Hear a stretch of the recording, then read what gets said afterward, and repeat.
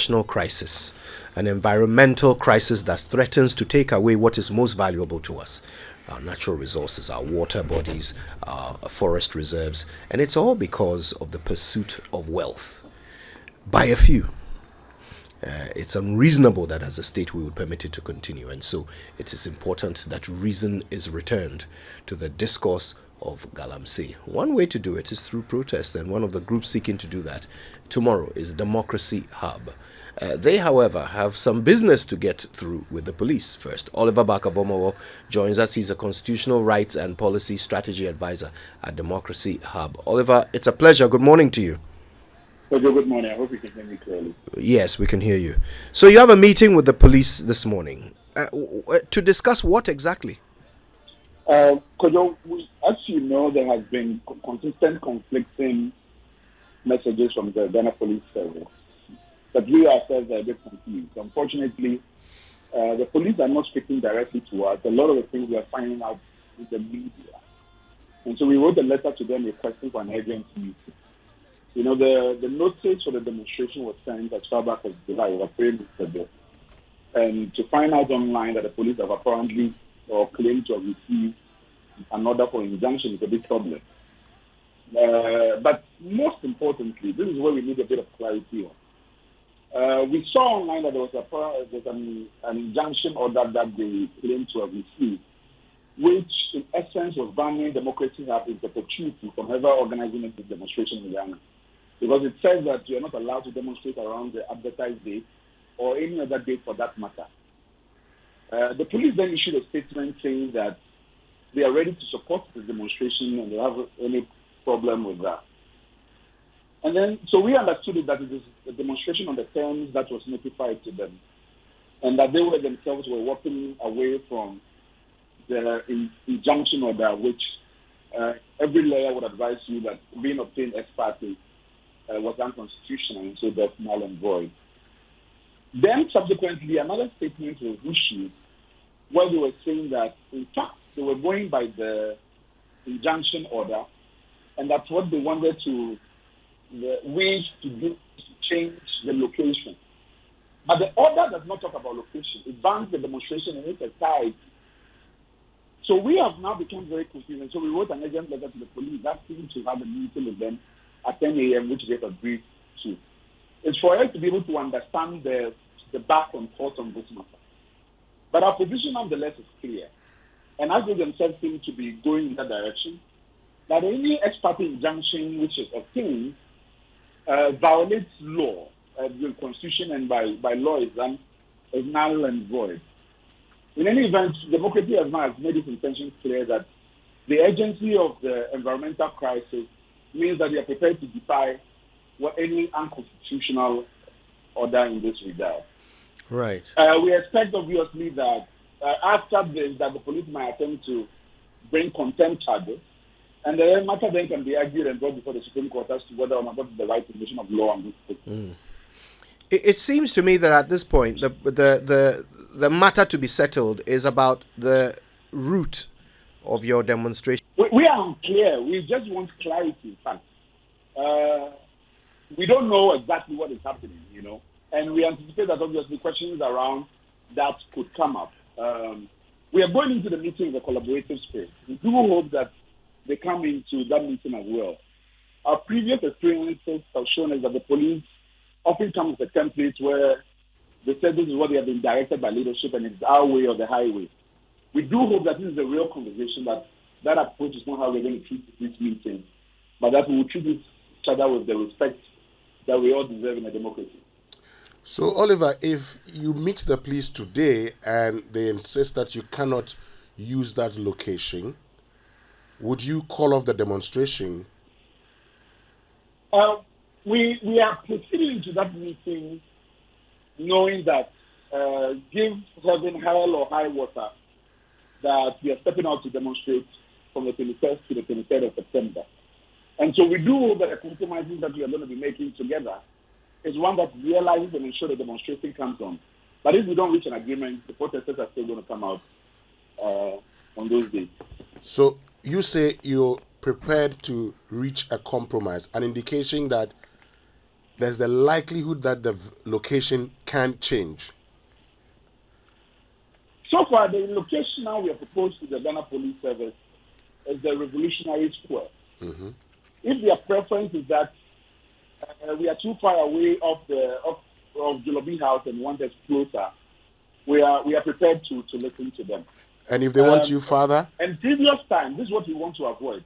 Last year, without thinking of public health, they pushed demonstrators to in front of the 37 military.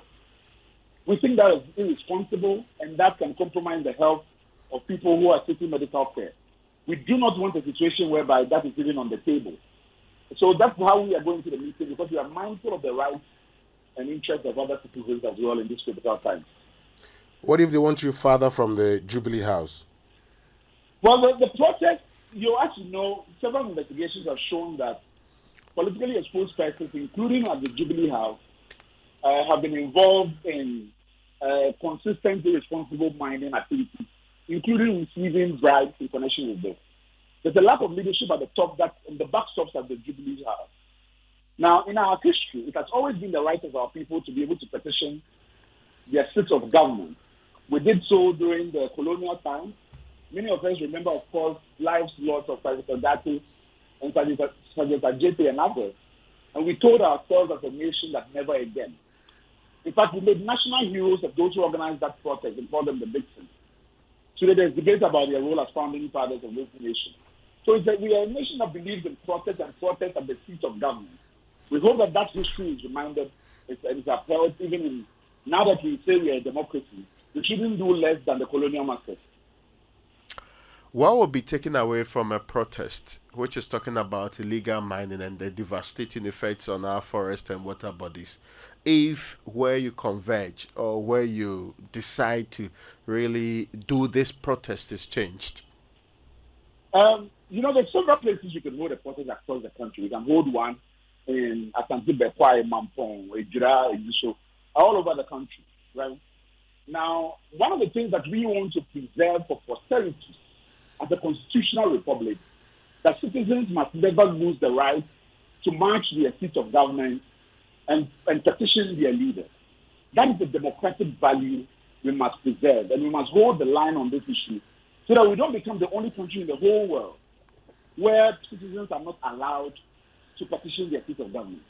We are a constitutional republic, not a monarchy or a police state.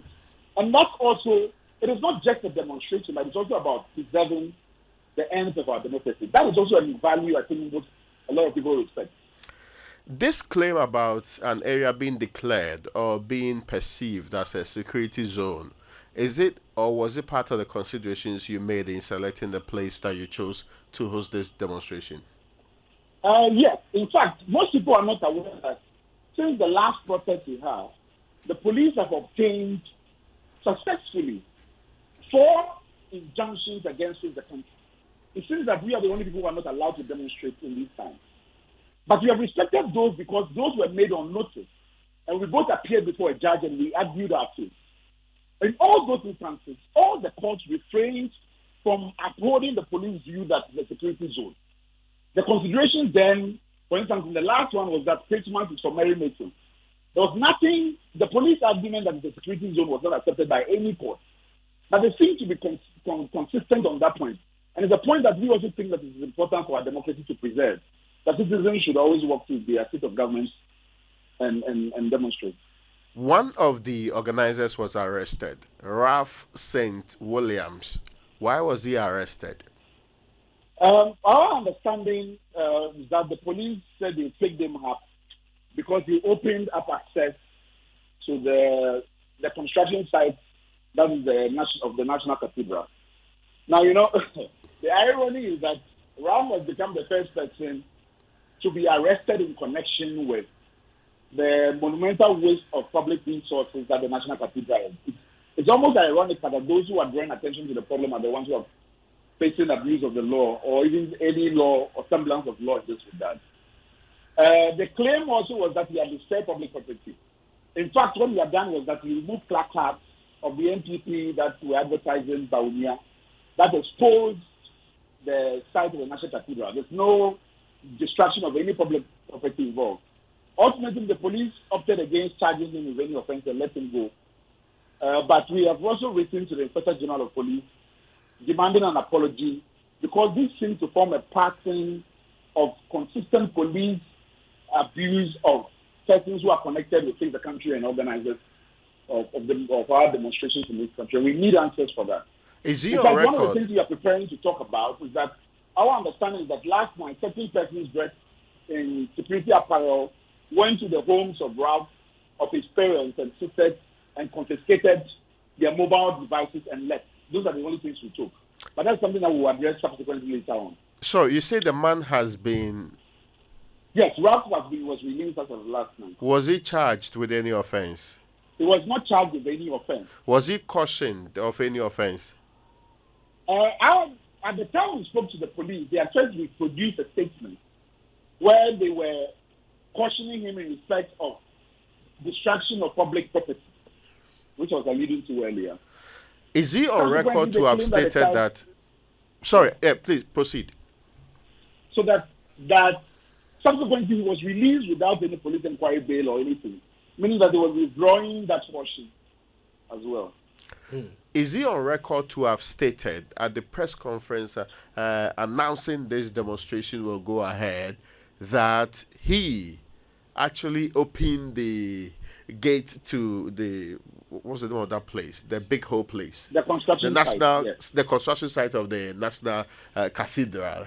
Is he on record to have stated that publicly? Yes, it's a point that he's not conceding, and we think that his actions are supported by Article 41 of the Constitution, that demand of all of us to prevent national wastage of public property. And so the public have the right to see what $68 million are procured for them. So by giving people access to the place, that was his way of shining light of what was happening at a place that there are already photos out there on the internet of. Yes, I mean, as long as we understand, there's no law that prevents access to any construction site in this country, and particularly of a public project where the public have an interest in seeing what is there. Ultimately, they ended up discovering that there was in fact a swimming pool, and many people were able to get a bath in that swimming pool. Oliver, let me just double check. Did I hear you say that some people dressed as security officers went to this individual's parents' home and seized their phones? Yes, this is what happened last night. The family have, of course, moved from the home because they are afraid for their security. But this is information which, before the day ends, will provide you even better details on. The family is obviously shaking and don't know whether they are able to grant a media interview at this point. But this is not something that we would allow to be shattered. But you'll give you further details even as the day progresses. Right. Oliver Baka-Vomowo, Constitutional Rights and Policy Strategy Advisor for the Democracy Hub, one of the organizers of the upcoming proposed demonstration. Thank you very much for your time with us. Thank you.